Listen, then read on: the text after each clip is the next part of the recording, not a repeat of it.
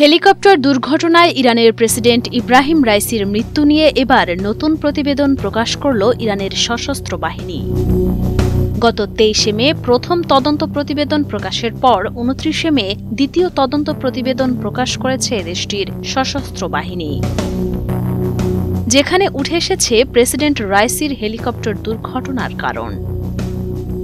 প্রকাশিত ওই প্রতিবেদনে বলা হয়েছে, দুর্ঘটনার শিকার হেলিকপ্টারটি রক্ষণাবেক্ষণ রেকর্ড, নথিপত্র এবং ডাটা সম্পর্কিত তথ্য বিশ্লেষণ করে এমন কোনো যান্ত্রিক ত্রুটির প্রমাণ পাওয়া যায়নি যা দুর্ঘটনার কারণ হতে পারে। এছাড়া রাইসিকে বহনকারী হেলিকপ্টারটি অতিরিক্ত ওজনও বহন করছিল না, কারণ হেলিকপ্টার ১৫ জন যাত্রী ধারণ করতে পারে, কিন্তু সেদিন ওই হেলিকপ্টারে মাত্র ৮ জন যাত্রী ছিল। অন্যদিকে কললগ তথ্য অনুসারে প্রেসিডেন্টের হেলিকপ্টারটি দুর্ঘটনার মাত্র ৫৯ সেকেন্ড আগেও সফরসঙ্গী অন্য দুটি হেলিকপ্টারের সাথে শেষ যোগাযোগ করেছিল। সে সময় জরুরি অবস্থার কথাও জানায়নি। প্রতিবেদনে আরও বলা হয়েছে, পরীক্ষার পাশাপাশি ছড়িয়ে ছিটিয়ে থাকা ধ্বংসাবশেষের নমুনা বিশ্লেষণ করে দুর্ঘটনার সময় বা সংঘর্ষের আগে ইচ্ছাকৃত কোনো নাশকতার তথ্য পায়নি তদন্ত কমিটি।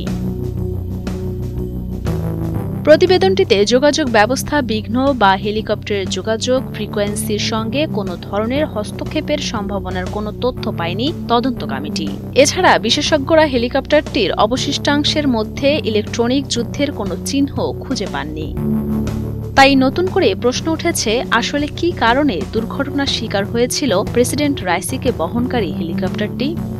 এর আগে গত ২৩ মে হেলিকপ্টার দুর্ঘটনায় প্রেসিডেন্ট ইব্রাহিম রাইসির মৃত্যু নিয়ে প্রথম তদন্ত প্রতিবেদন প্রকাশ করে ইরানের সশস্ত্র বাহিনী। ওই প্রতিবেদনে বিধ্বস্ত হেলিকপ্টারের ধ্বংসাবশেষে কোনো গুলি বা অনুরূপ কিছু পাওয়া যায়নি। এছাড়া কন্ট্রোল টাওয়ার ও ফ্লাইট ক্রুর মধ্যে কথোপকথনে কোনো সন্দেহজনক বিষয়ও পাওয়া যায়নি।